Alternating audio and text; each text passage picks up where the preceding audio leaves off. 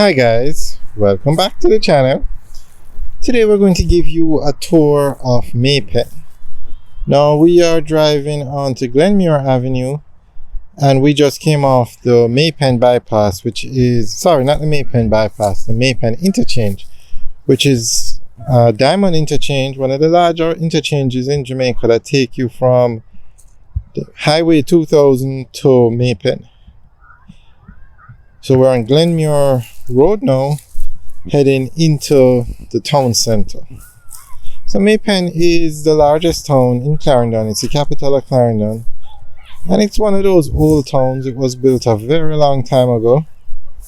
And it's very, very developed. So you're not going to find a lot of real estate within the town center itself. But it is the most populated area in Clarendon. So enjoy the tour as we give you a drive through May Pen.